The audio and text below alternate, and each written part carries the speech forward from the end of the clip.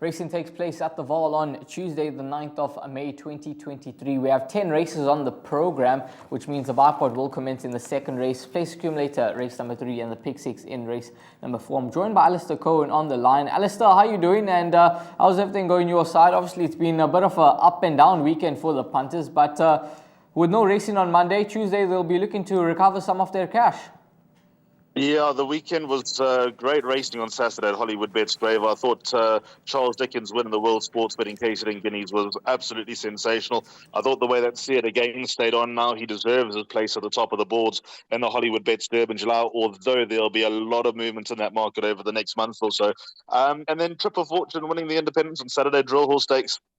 Superb win from Triple Fortune. I thought there were a few in behind who tee up quite nicely going into races for the rest of the season. It'll be interesting to see what Dean Canamere does with Gimme a Prince, because chatting to him afterwards, he's got quite a few options open. El Matana ran an absolute ripper. Every time you think El Matana is the highest rated horse in the country, I kind of chuckle to myself, and then he goes and runs a race like that. So you can see exactly why he's won the races that he has and the rating that he's earned and the horses that he's beaten along the way. And then we all came crashing down at Turfentine on Sunday. What horrible results those were. I must confess, this Vaal meeting, although there could be a bit more interest with no racing on Monday, that getting cancelled on Monday at Hollywoodbets Greyville, I think there'll be a few punters that are trying to seek a little bit of ground. I think the exotics are going to pay quite nicely on this card. Yeah, absolutely. We're looking forward to this 10 races on the program. But before we get into it, that Hollywoodbets Gold Challenge, that seems to be a race that we can look forward to. I think the two races of the season, obviously, the Hollywoodbets Durbanville will capture the imagination. Everyone will be talking about that. Just before we started the show, we spent about 10 minutes talking about the Hollywoodbets Durbanville and said very little about the Hollywoodbets Gold Challenge and also the Champions Cup. But when you actually take a step back and analyze what's to come this season, those two weight for age races, the Hollywoodbets Gold Challenge and the Champions Cup at the end of Champions season, those could very well determine Horse of the Year and Equus Awards. Yeah, absolutely. They both do look to be races that you certainly want to watch, and hopefully we see tight finishes and the best horses coming through to win. But racing at the Vaal on Tuesday, the first commences at 11:45 over 1,200 meters. It is a maiden juvenile plate where your favorite is number 7 Imvalelo at 33-10. It's then 7-2 about horse number 6 Longsword. Peak Predator 5-1 down 9-2. Captain Warrior is at 5-1, and it's 6-1 in better bar those. Now, just a form update with number 1 Captain Warrior. He did run on the 4th of May. Did run 5th, beaten comfortably under 9 lengths behind. Give me another chance. Horse number 7 Imvalelo, 550,000 rand purchase. Keegan aboard, your favorite here. And then Peak Predator, a horse that was obviously carded to run a few weeks ago, was scratched down at the start, maybe one to keep an eye on. But apart from those two runners, Alistair, obviously Captain Warrior, his debut run was encouraging, but last time out wasn't the best of efforts from him. I can't believe they tried 1450 with Captain Warrior last time. He showed such good pace over the 1100, moved into contention with 400 meters to go, and then just couldn't sustain it behind Ready to Charge. And I must confess, that form line is looking a little bit dicey, but I was surprised that he went 1450 in the second start. So even though he was well beaten by a very, very nice horse, I'm not prepared to take that form at face value. Of the race runners, there's no doubt he's the one to beat, but I think this sets up for a first-timer Raheel. Interesting that number 7, Valero, is the favourite. I know nothing about the son of What's a Win, so when I look at the dam side, Orchid Island, I'd suggest that this horse will come into his own when he races a little bit more and goes over a little bit further. Not to say that he can't win this, he's by What a Winter, so they can get an edge as 2-year-olds. But I have heard that number 8, Predator, is a nice horse. Now, as you mentioned, he was carded to run a few weeks ago and was subsequently withdrawn. The fact that he's back so soon suggests that things are in order with number 8, Peak Predator. He's got a lot of forward blood in him. The mother, Miss Curie, is from a very well-performed family, a famous Berlin stud family, and also being by Vaal, you'd expect him to have pace to burn. So I think number 8, Peak Predator, bears watching in the first race. Obviously, the market, the trainer, the genetics, the jockey with number 7 and Valero is also worth a note. And then I'm convinced Cornet Spies is going to have something nice this season. I don't think I've seen it yet. So if there's any money for number 5, Knock Them Stiff, watch out. But of the Spies runners, certainly on Captain Warrior coming back in distance, I'd be on the side of Captain Warrior over number 5, Knock Them Stiff. But I'll keep it open-ended with the first-timer. Number 11, No Filter, took on winners last time out. Obviously, form line hasn't worked out, but a horse that's got quite a speedy pedigree. Could improve with Gavin Lerena aboard for David Neverhazen.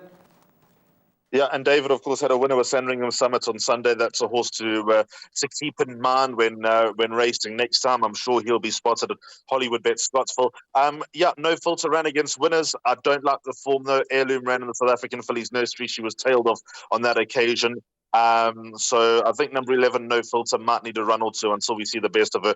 Valuable 2.5 kilo sex allowance. But I think it won't take much for a first-timer to win this race. Yeah, quite a tricky start to the day, race number 1, and thankfully it doesn't form part of the exotics. Number 1, Captain Warrior from the form run, is definitely the one that they all have to beat, but no shock if a first-timer were to come through and get the job done. Race number 2, which is set to be run over the 2,000-meter trip. This is the start of the bipod that goes off at 12:15. It's an MR 75 handicap, where the average rating is 76, and it's just the field of 7 runners that line up for this event, where Jet Dynasty is your 2-1 favorite. It's 28-10 about Future Wealth, 4-1 Street Art, and then it's 5-1 and Better Bar those. Now, Jet Dynasty is obviously, his last performance was a very pleasing performance, given that he switched off nicely at the back end of the field and he came through with a strong late run to get the job done. Gavin certainly gets a tune out of this individual. It's a positive to see him aboard once again. And he's gone up to 3 points, which looks to be fair. 60.5 kgs.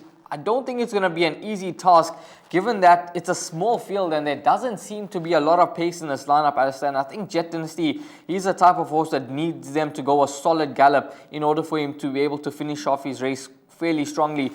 Therefore, I think it's quite a difficult race where quite a few horses need to be included into leg number 1 of the bipod. But how do you see it panning out?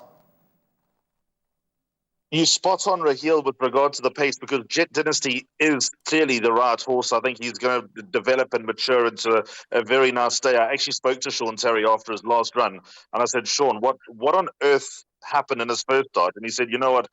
He looked at this horse at work. He was an absolute boat. And after his first start, he thought, boat. And the only thing he could do was gull him. And, there was no improvement to work second time, and all of a sudden he came alive. He doesn't travel in his race. A lot of riding. Gavin Lerena will earn his riding to number 1, Jet Dynasty. But the way that he finished off his race last time when running down Breathe Over was seriously encouraging. And the more he races, the further he goes, the better he will be. But you're right, he's not going to have too much pace to aim at. So the bipod is my suggested bet for the day. And I actually quite fancy my chances of catching the bipod on this card. Number 2, Street Art, had absolutely no withdrawals down in Cape Town at Hollywoodbets Kenilworth. He was stuck out in the swamp the entire time. And by his last run, he actually ran okay down in the Western Cape. Now with a new yard, who obviously get them to come alive first run for the new stable somehow. So number 2, Street Arts, is definitely an inclusion. As is number 5, Monsieur Cheval. I actually had a tough time splitting the 2 matched runners. I know DeMello's on Haslo Grande, but the fact that Haslo Grande was hammered by Lutuli last time, when even though giving 6 kilos, Lutuli was just in the right place at the right time, and Haslo Grande didn't lay a hand on him. So I'm going to go with number 5, Monsieur Cheval, as the right horse from the matched stable. His last run over 3,000 meters, I thought he gave a good start behind Positive Attitude, but I like him coming back to the Vaal on a long galloping course. The last time he was at this track, he went down narrowly behind Prime Example. So I think Monsieur Cheval will be there or thereabouts. So 1, 2, and 5 for me in the first leg of the bipod. That's numbers 1, 2, and 5, and certainly horses that have to have healthy chances here. And obviously number 3, Future Wealth, Pierre Striker straight him aboard for the Frani Broncos. You are unbeaten over the distance, so maybe one that you can include into the mix as well. But no doubt horse number 1, Jet Dynasty, is the one to beat in race number 2. We move along to race number 3, which is a maiden plate set to be run over 1,800 meters. It is the start of the place accumulator at 12:45. Favorite Man's Night at 3-1. Impression is at 7-2 in the market. It's then 9-2 about Wonder World, Every Cloud 6-1, and Better Bar those. Now, Alistair, this is a maiden plate that's not going to take a lot of winning. There is form to work with, but it's not the strongest of form. So what's your take on the race? How many numbers have you gone in the bipod? I've gone with three horses. I've gone with the three that dominate the market share. And in order of preference, I'm going to go 5, 3, and 10. Number 5, Mun's Night and Wonderworld, number 3, have met each other twice. It's 1-1 between the two. On Work Riders Day over this course and distance, Wonderworld finished in front of Mun's Night, but Mun's Night was given an enterprising ride on that occasion, and then obviously Mun's Night turned that form around with Wonderworld. One thing with Wonderworld is that he needs a lot of riding as well. Keegan DeMello knows him well. The only time that he ran a shocker, the yard was flat on that occasion, so I think that Wonderworld will run a lot better this time around. But whether it'll be good enough to beat number 5, Mun's Night, I don't know. Mun's Night, I think, is just about there to win. He is a half brother to Mal Moose. His last start, he just seemed a little bit one-paced at the end behind Quantifier, but I think that that's probably good enough to get his reward one of these days. And then obviously the filly, number 10, Impression, that was a decidedly weak race last time when getting beaten by On the Guest List. But I don't think that this is a huge step forward in terms of class. Cabello Matsanyani takes the ride, and I think with the light weight on the back of number 10, Impression, she can't be let loose either for punters. So I think the winner comes from one of those 3, 3, 5, and 10. Maybe even number 1, Time to Meditate, could be one to include into the mix. Last start, disappointing run behind Mo the Man, but maybe back at the Vaal where he did run third behind Mambo Camtesio, maybe he could improve on his recent form to get a blow in here. That's number 1 at around 8-1 in the market. But numbers 3, 5, and 10, those are going to be the 3 numbers that Alistair includes into those buy pots and place accumulators race number 3. Next up will be race number 4, Maiden Plate for the fillies and mares over 1,800 meters. Favorite here, Spirit Princess at 5-2. Idabel is at 5-2 as well. It's Antananarivo at 9-2, who almost caused a huge upset last time out at odds of 100-1. It's 11-2 about turn the beat around, then 8-1 and better bar those. Now, this race, Alistair, I think number 3, Idabel, is the horse to beat. Place accumulator wise, I'm going to take my chances. Obviously, last time out, Caden Brewer versus Keegan DeMello, and nowadays, this season especially, very hard to get past Keegan DeMello in a finish. And Caden Brewer tried his heart out on that occasion, but I think this filly stepping up to 1,800, we're going to see further improvement from her, and I definitely believe she's the one that they all have to beat in this lineup. Yes, I think number 3, Idabel's definitely a huge chance, but I think number 2, Spirit Princess, if she goes 1,800 meters, will be the one that they all need to beat. The fact that Pierre Stratum retains the ride, I'd say that it was Pierre's suggestion to step up to this type of trip. So I think that her form behind Platina Princess and Mia Fiore is better form than Idabel behind Unyielding and Antananarivo behind Keep the Fort. So all she has to do is stay, and I think number 2, Spirit Princess, will be the right one. If she doesn't stay, then you've got to leave an open door for number 3, Idabel, and number 4, Antananarivo. You're right about Idabel. She actually looked very dangerous. There was a ton of money and a ton of talk about her last time when finishing second behind Unyielding. I thought it was a fair run. She is just about ready to win. If she won the race, it wouldn't surprise me at all. And then you talk about the shock of all shocks last time with Antananarivo. That was actually no surprise for the yard because she suddenly turned the corner at Work. She's maintained that level at Work. I do think that this race might be a step trickier than what she ran last time, but I expect the same type of hard-knocking, solid performance from number 4, Antananarivo. She'll win soon in the right race, but she'll be there and thereabouts. Yeah, positive comments coming through about horse number 4, Antananarivo, and she certainly wants to keep on the right side here. That's this royal daughter of Ideal World. So Alistair with number 2, Spirit Princess, as the one that they all have to beat, and I'm going to be with number 3, Idabel, in the 4th race on the day. Alistair, just quickly, pick 6 wise, numbers 2, 3, 4. Sure, Impression's got me stumped. I'll give Impression one more chance as well, number 5 on the card. Impersonation. I'll give her one more chance. That's numbers 2, 3, and 5 in the first leg of the pick 6. Yeah, Impression and with 4, Cabello. 2, 3, 4, 5. Yes, 2, 3, 4, 5 with Cabello Matsanyane riding number 5, Impression from a good draw, and that will be the start of the pick 6. Next up, race number 5, which is an MR68 handicap over 2,400 meters, and this is more sort of an apprentice handicap, but anyway.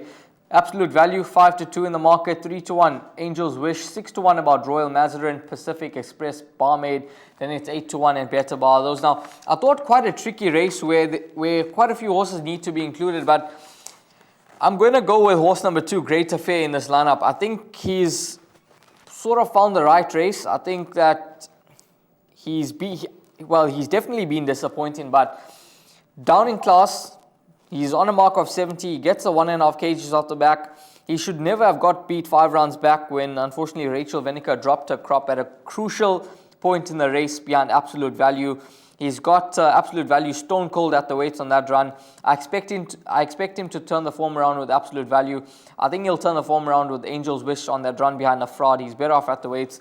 And at 8-1, I think he's a decent value play in the race, even though he is low on confidence at the moment. Yeah, that's my worry with Great Affair. He's in my pick six, but he's not in my bar pot. I've been with him far too many times, number 2, Great Affair. And to be honest, I think in his last 2 starts, it looked like, as you say, down on confidence. It's almost as if the life has been sort of taken out of him for all his efforts over these extended distances and not getting the job done. Although Baron Borges has got Godswood to come alive, so maybe Great Affair can come alive as well. I think I found a little bit of value here. My 3 numbers are 3, 8, and 9. I don't need to explain the virtues of number 3, Absolute Value, too much, although you've put the fear of God into me. You've basically said he can't finish in front of number 2, Great Affair, but I just think he's a lot more reliable, and I think that this is more his trip. But my value horses here are 8 and 9, Time of Spirit and Go Dream Machine. Go Dream Machine has been on my radar for a very, very long time, and her last few starts suggest that she's not too far away. She comes out of stallgate number 1. I know that Angel's Wish just has a slight edge over Go Dream Machine for that last run, but I'm of the impression that Go Dream Machine was finishing a little bit better on that occasion, and I think with a lightweight, with a more experienced young jockey on, number 9, Go Dream Machine, could run her best race in a while and go very close here with a lightweight. And then number 8, Time Spirit. He's just not had too much luck of late. And I think that he's just been working towards fitness. And I think his form shows that as well. He was off for a year, 2 very, very bad runs on return, Sounds of Life in his penultimate start. And then last time, not everything went according to plan on the inside track. But I think he'll be more at home on a galloping track. So number 8, Time Spirit, I think with a rating drop as well, I'm of the opinion that he's not going to be far away. And actually, very interesting, that Time Spirit and Absolute Value run with each other here, and they're half brothers. Yeah, quite interesting, and let's see how they shape up against one another. There's obviously a bit of a rivalry, numbers 3 and 8 here, but you could be onto something with number 8, Time Spirit. He's obviously set to improve one of these days, and it could well be on a Tuesday in a weaker field, down in ratings, and at around 20-1 in market. He's definitely a horse that worth an inclusion into that pick 6, but. 3, 8, and 9, those are going to be the numbers for Alistair in race number 5, and what does look to be a tricky race, and I think the value certainly does lie with number 2, Great Affair, although he is a bit low on confidence. Race number 6 on the day, which is an MR96 handicap over 1,000 meters. Your fixed odds betting market favorite is Mover and Shaker at 3-1. 7-2 Smith and Wesson, 4-1 about Trompy, set to go. It's then 10-1 and Better Bar. Those now, it's quite a competitive event. And Alistair, I think number 4, Trompy, I think James Crawford may have just found the ideal race for this horse to get his head in front once again. He's obviously bumped Mercantor in his last 2 starts. I think those 2 runs would have brought him on a ton. He's having his peak run back down to the 1,000-meter trip. Keegan DeMello engage, and I think that Trompy is the one to beat you at 4-1. I'm going to take my chances in the place accumulator, and I'm going to banker this individual.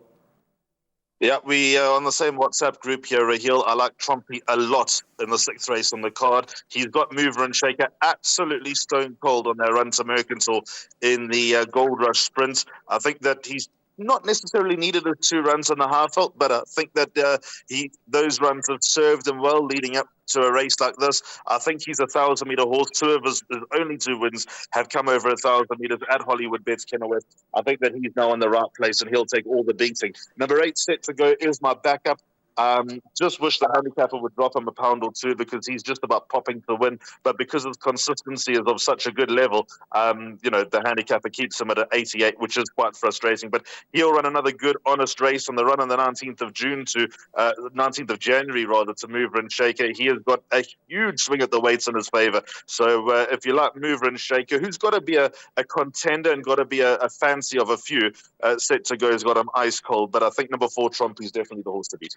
Yeah, that's number 4 with Keegan DeMello aboard, and both Alistair and myself were in the same camp here with horse number 4, Trompy, in race number 6.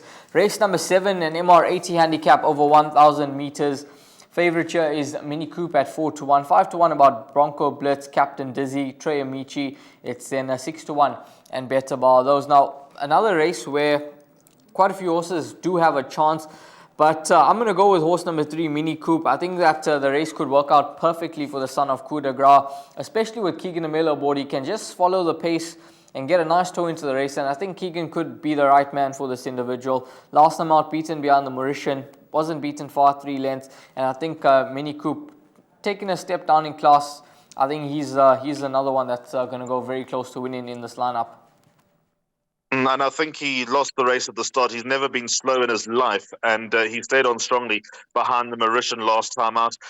If Keegan can get him just a length closer over 1,000 meters, because he doesn't travel too easily, and it takes him a little while to warm up. But if Keegan can get him about a length closer, or on the contrary, they go the absolute clappers, Mini Coupe's got something to aim at. I'd like to believe that he's the one to beat, and he should get his reward for consistency sooner rather than later. He's also drawn towards the outside, and although that's more of an impact on the classic track than the original track, I'd still rather have a high number down the straight on the original track than a low number. His danger is number 9, Axel Collins from the Tony Peter stable, also drawn high. He was a gallant winner over Feather the Nest last time out.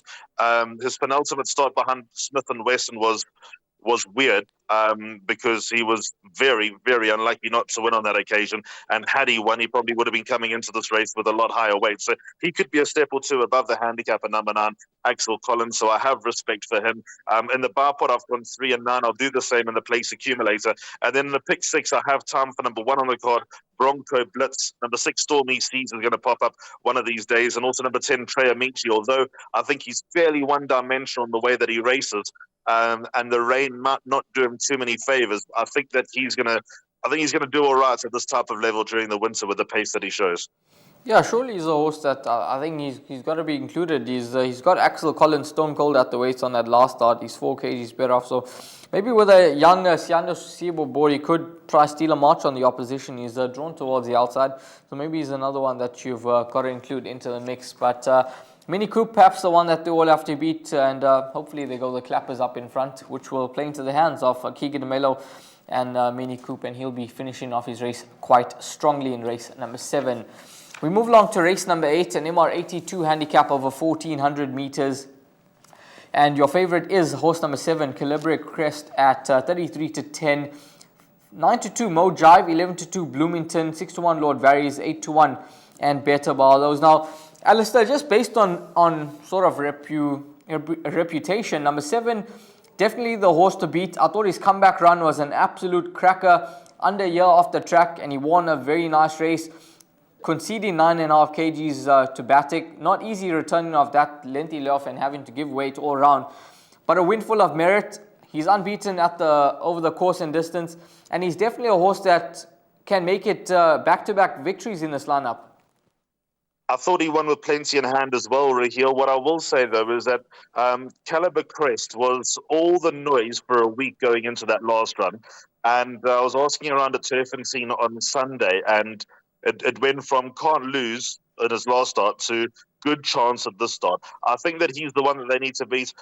He'll be better for that run. Yes, it was the perfect race for him to return in, but everything points in his favour. And as I always say, the Vaal Straight, 1,400, 1,600 metres are such specialist course and distances, and Calibre Crest is that specialist. But there are 2 other specialists in this race.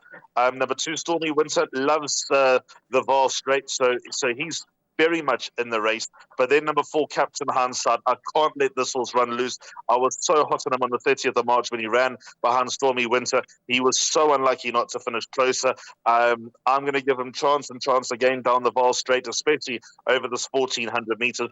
So for me, I think if anything troubles number 7, Calibre Crest, I'm going to go with number 4, Captain Hindsight, at a better price, and also in the pick 6 include number 2, Stormy Winter.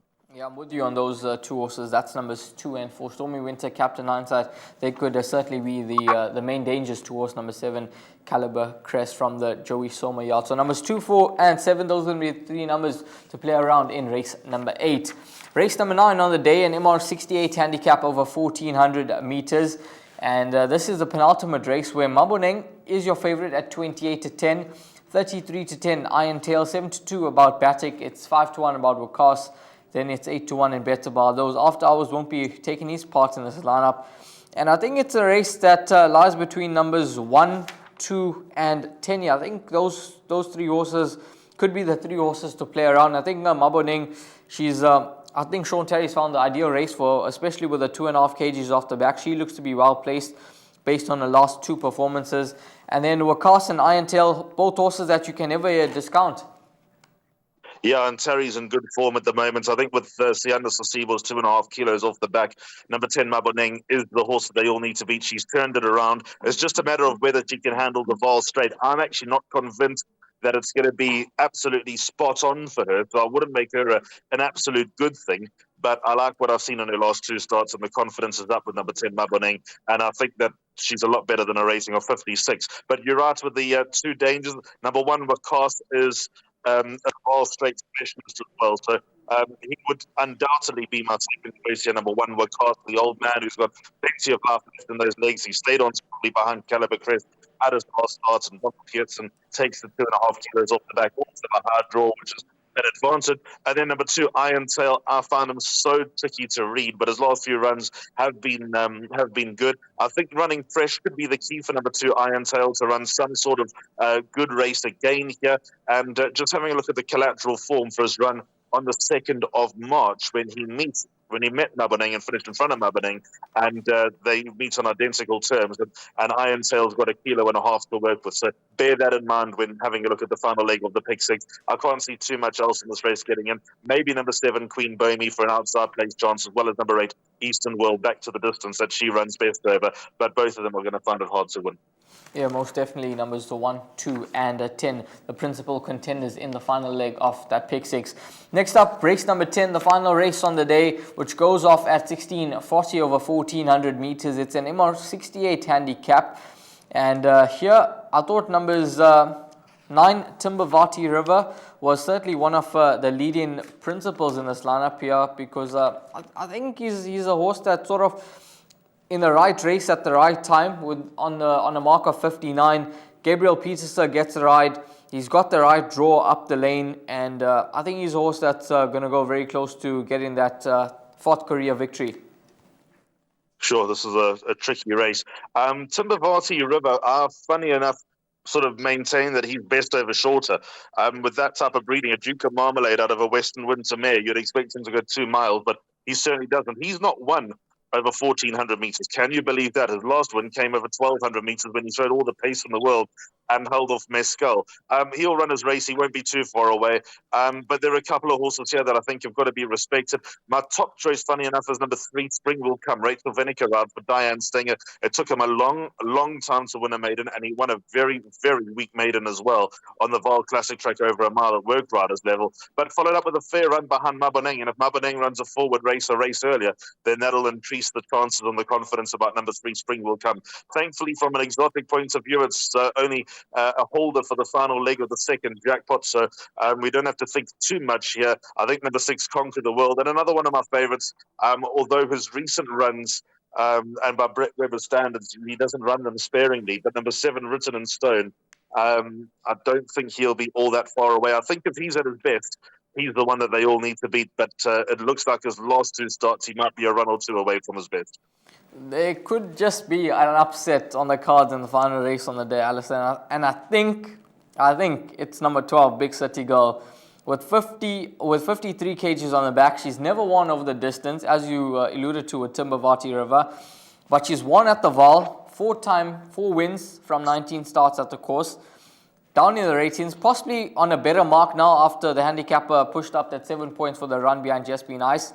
She's going to be dropped out, and I think she's going to come through with a strong late run, and at 20-1 in the market, I get the feeling that Big City Girl is ready to win. Yeah, Big City Girl's a complete wrong price at 20-1.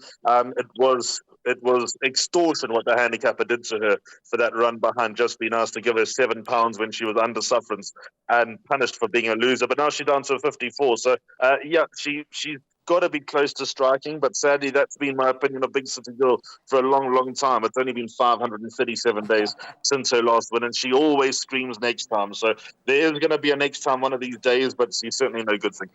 Yeah, definitely. It is quite a competitive race to close off the day's racing over at the Vaal. And when it comes to that fourth leg of Jackpot 2, you certainly want to have as much cover as you possibly can. We're going to move along to the suggested bet part of the show.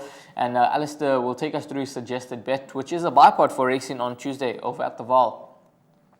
Yeah, bar pot starts at 12:15 on this card. So first leg, I've got 1, 2, and 5. Jet Dynasty, Street Art, Monsieur Chevelle. Bar 3, 5, and 10. Wonderworld, Man's Night, and Impression. Bar 2, 3, and 4. Spirit Princess, Idabel, and Antananarivo. Then in the long distance 2,400 meter race, I've gone with 3 Absolute Value, 8 Times Spirit, and also number 9, Go Dream Machine. Then I've got numbers 4 and 8, Trumpy, and Set to go in the penultimate leg.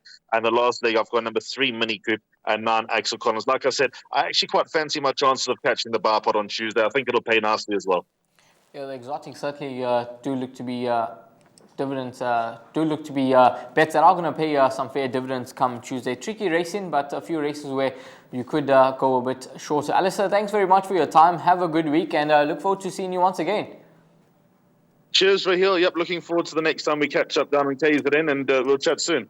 Most definitely. All the best, guys. 10 races on the program over at the Vaal on Tuesday, and hopefully treat you well.